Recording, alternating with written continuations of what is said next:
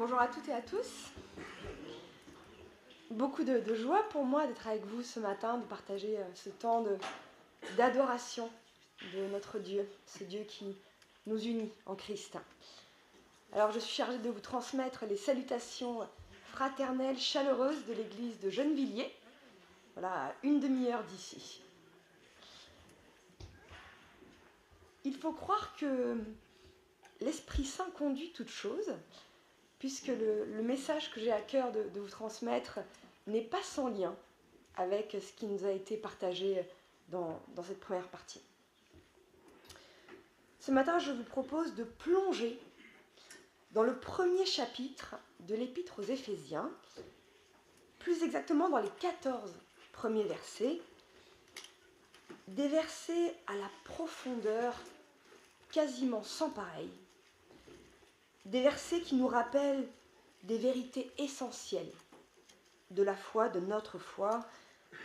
Bref, un texte qui peut nous aider à prendre la bonne direction en ce début d'année, vivre dans la gratitude, choisir de glorifier Dieu et rester centré sur le Christ. Je vais lire dans Éphésiens 1, dans la version Nouvelle Français courant, mais avant cela, je vous invite à la prière. Prions.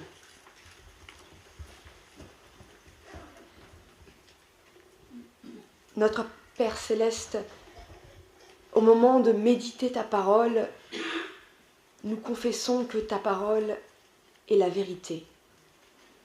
Cette vérité dont nous avons besoin pour te connaître, pour connaître ce que tu as fait pour nous et pour savoir comment vivre d'une manière qui te plaise. Aussi, au moment de méditer ta parole, veuille par ton esprit, cet esprit qui a inspiré ta parole, veuille nous conduire et ancrer ta parole dans nos cœurs. En Jésus-Christ. Amen.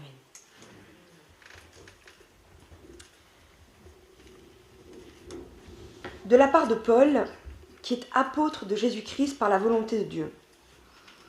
À ceux qui, à Éphèse, appartiennent à Dieu, ceux qui sont fidèles et unis avec Jésus-Christ. Que Dieu notre Père et le Seigneur Jésus-Christ vous donnent la grâce et la paix. Bénissons Dieu, le Père de notre Seigneur Jésus-Christ. Il nous a bénis en nous accordant toute bénédiction spirituelle dans les cieux, dans notre union avec le Christ. Avant la création du monde, Dieu nous a déjà choisis pour être à lui par le Christ, afin que nous fassions ce que Dieu veut et que nous soyons sans défaut à ses yeux. Dans son amour, Dieu a décidé par avance qu'il ferait de nous ses enfants par Jésus-Christ. Dans sa bienveillance, voilà ce qu'il a voulu. Louons donc Dieu pour le don magnifique qu'il nous a généreusement fait en son Fils bien-aimé. Car, par le sang versé du Christ, nous sommes délivrés du mal et nos péchés sont pardonnés. Dieu nous a ainsi manifesté la richesse de sa grâce qu'il nous a accordée avec abondance en nous procurant une pleine sagesse et une pleine intelligence. Dans sa bienveillance, il nous a fait connaître le projet de salut qu'il avait décidé par avance de réaliser par le Christ. Ce projet que Dieu conduira à son accomplissement à la fin des temps consiste à rassembler tout ce qui est dans les cieux et sur la terre sous une seule tête, le Christ. Par notre union avec le Christ, nous avons reçu la part qui nous était promise, car Dieu nous a choisis par avance selon ce qu'il a décidé. Et Dieu réalise toutes choses conformément à ce qu'il a décidé et voulu. Louons donc la grandeur de Dieu, nous qui avons été les premiers à mettre notre espérance dans le Christ. Mais vous aussi, quand vous avez écouté sa parole, qui est la vérité, la bonne nouvelle qui vous a apporté le salut, vous avez mis votre foi en Christ. Alors Dieu a mis sa marque personnelle sur vous, en vous donnant l'Esprit Saint promis. L'Esprit Saint nous garantit l'héritage que Dieu a réservé à son peuple.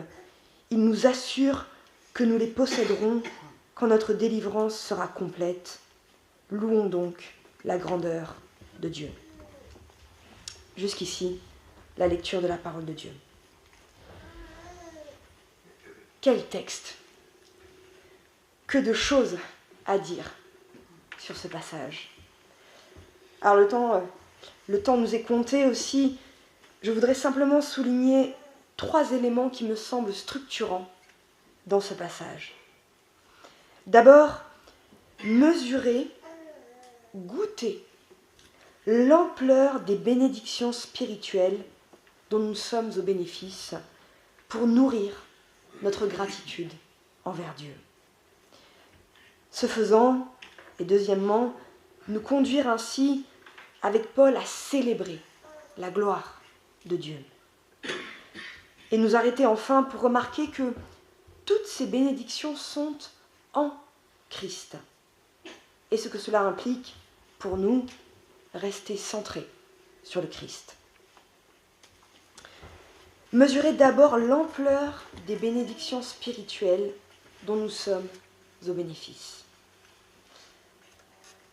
On a rarement, dans d'autres textes du Nouveau Testament, un tel condensé de toutes les bénédictions dont nous sommes au bénéfice. Oui, ici, Paul, dans une magistrale action de grâce, égrène verset après verset toutes les bénédictions de Dieu envers nous, toutes plus belles, plus grandioses, plus merveilleuses, les unes que les autres. Les voici. Verset 3. Le Père nous a bénis en nous accordant toute bénédiction spirituelle dans les cieux. Toute bénédiction spirituelle. Pas une ou deux ou trois ou quelques-unes. Toute bénédiction spirituelle dans les cieux. Alors je précise, toute bénédiction spirituelle. Spirituelle, non pas d'abord et avant tout matérielle, comme cela se prêche dans certains endroits. Toute bénédiction spirituelle. Mais quelles sont ces bénédictions spirituelles dont nous sommes au bénéfice ? Eh bien, ce sont les versets suivants qui y répondent. Verset 4. Avant la création du monde, Dieu nous a déjà choisis pour être à lui. Avant même la création du monde, Dieu voulait que nous lui appartenions.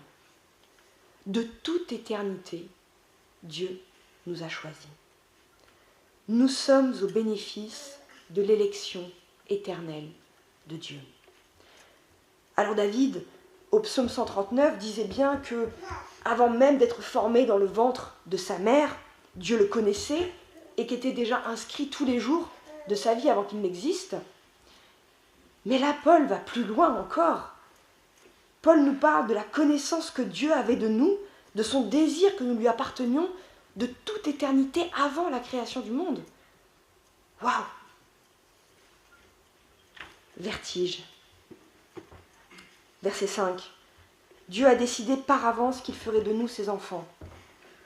À nouveau, par avance, sous-entendu, avant la création du monde, de toute éternité.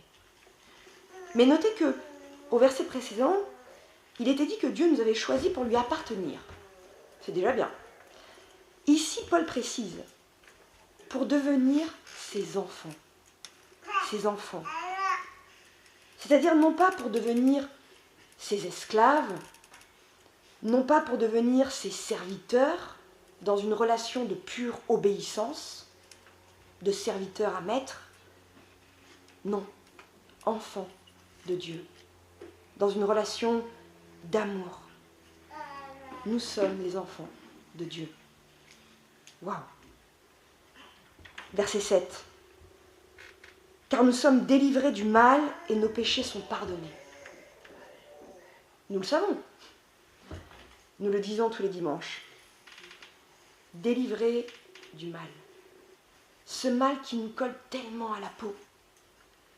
Ce mal dont nous avons tellement de mal à nous débarrasser. Ce mal tellement présent autour de nous. Délivrés. Spirituellement délivrés. Et pardonnés de nos péchés. Pas un pardon à moitié, un plein, entier et parfait pardon. Plus aucune crainte devant Dieu, nous sommes vraiment pardonnés, une fois pour toutes. Waouh! Verset 8. Dieu nous accorde sa grâce avec abondance en nous donnant pleine sagesse et intelligence. Avec abondance.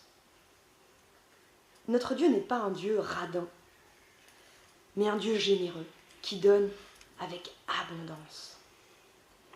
Et ici, ce qu'il donne avec abondance, c'est la sagesse et l'intelligence. Alors, ça va ensemble, et vous comprenez bien qu'ici, il ne s'agit pas d'une intelligence et d'une sagesse théorique. Non, c'est une intelligence, une sagesse pratique qui aide à discerner, à prendre les bonnes décisions, à agir de la bonne manière, selon la volonté de Dieu. Voilà ce que Dieu nous donne avec abondance. Waouh! Verset 9. Dieu nous a fait connaître son projet de salut en Christ, tout rassemblé sous l'autorité du Christ, ce qui est dans les cieux, ce qui est sur la terre. Dieu nous a fait connaître. Autrement dit, Dieu nous met dans l'intimité de ses projets. Il nous a fait connaître. Et remarquez que c'est à des amis, à des proches qu'on confie ces projets. Autrement dit, Dieu, en nous confiant ses projets de salut pour l'univers entier, en Christ, Dieu nous met dans son intimité. Il fait de nous ses proches. Verset 13, à nouveau, Paul nous dit que nous sommes au bénéfice de la bonne nouvelle du salut en Christ. Au bénéfice de la plus grande bonne nouvelle de toute l'histoire de l'humanité. Le salut par grâce, l'œuvre de la croix, qui nous sauve du mal, de la mort, du malin, ces trois réalités contre lesquelles nous étions complètement impuissants. Nous sommes au bénéfice de cette bonne nouvelle-là. Cette bonne nouvelle si extraordinaire, si unique. Waouh! Enfin, versets 11, 13, 14, Paul dit que nous avons reçu la part qui nous était promise, en précisant qu'il s'agit de l'Esprit Saint. Esprit Saint qui nous donne l'assurance de l'héritage éternel que nous recevrons un jour. Oui, Dieu nous a donné, nous donne son Esprit. Dieu lui-même, puisque l'Esprit est Dieu, habite en nous. Oui, moi, pauvre pécheur, tellement indigne, Dieu habite en moi par son Esprit. Incroyable. Et que fait entre mille choses cet Esprit? Il nous donne l'assurance de l'éternité avec Dieu, de vivre un jour dans son royaume de paix, de justice, contre tout doute, contre toute inquiétude. L'Esprit est une garantie, non seulement pour aujourd'hui, pour toutes les bénédictions que nous avons déjà, mais aussi pour l'avenir. Waouh! Quelle liste, pourtant non exhaustive, des bénédictions spirituelles que nous donne Dieu.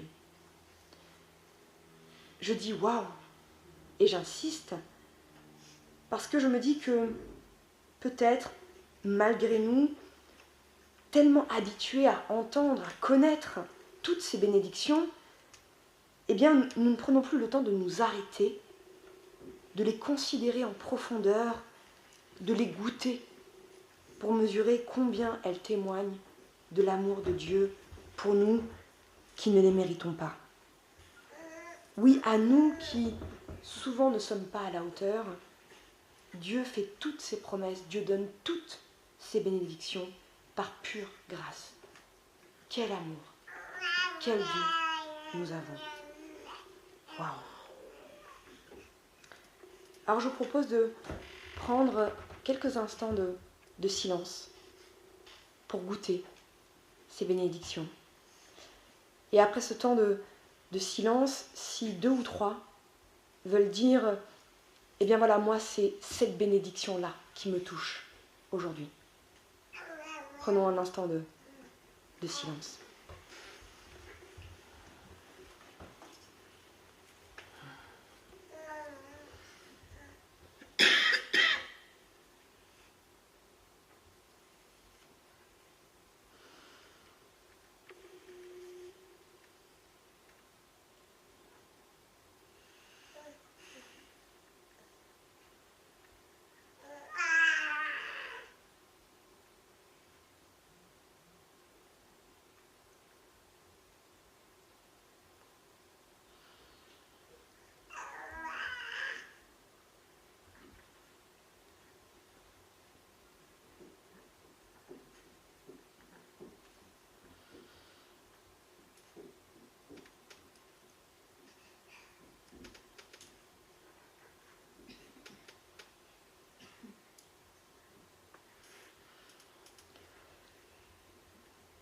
Si 2 ou 3 veulent partager très simplement quelle bénédiction de Dieu le rejoint aujourd'hui.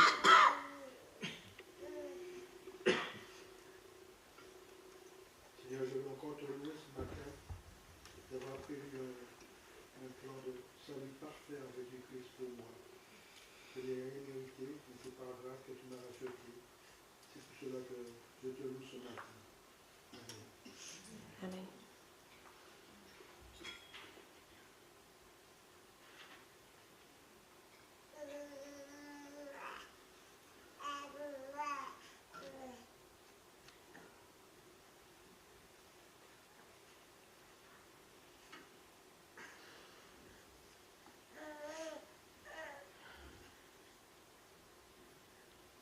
Seigneur, ce matin, je veux te remercier. Merci pour ton plan parfait pour moi et pour mes proches. Et merci d'avoir ouvert mon intelligence qui était obscurcie avant de te connaître. Louange à toi, Seigneur. Merci. Amen.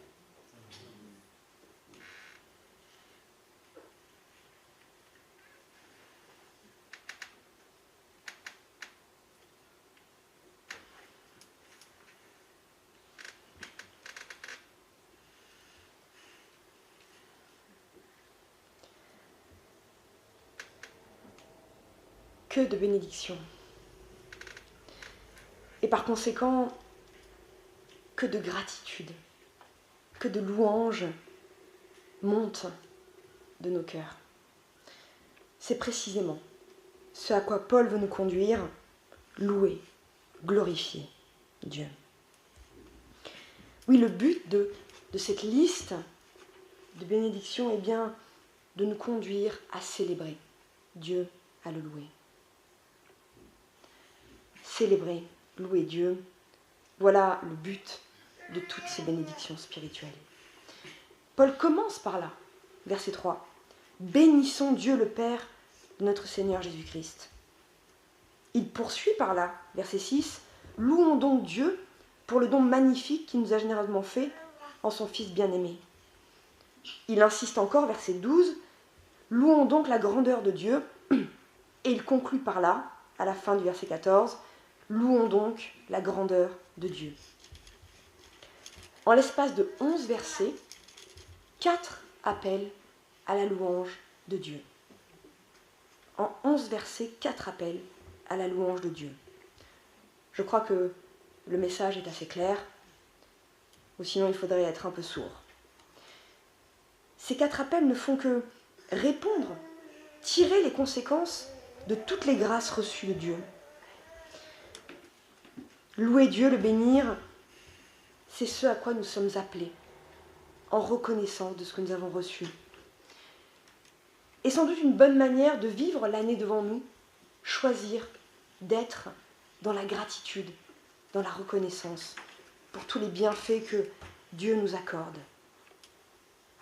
Choisir de vivre cette année dans la gratitude.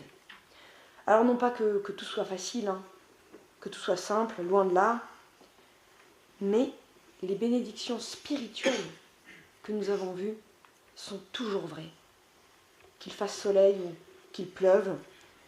Et par conséquent, nous avons toujours une raison et plusieurs raisons, et bien des raisons, de louer Dieu. Je ferai même un pas de plus. Je crois que louer Dieu est le but de nos existences.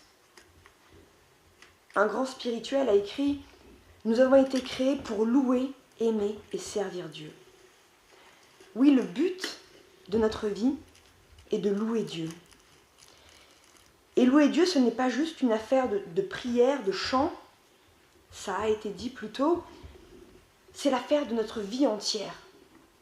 Paul le dit à sa manière en Romains 12. « Je vous exhorte donc, frères et sœurs, à cause de l'immense bonté de Dieu, à offrir votre corps comme un sacrifice vivant, saint et agréable à Dieu. Voilà ce qui sera de votre part un culte raisonnable.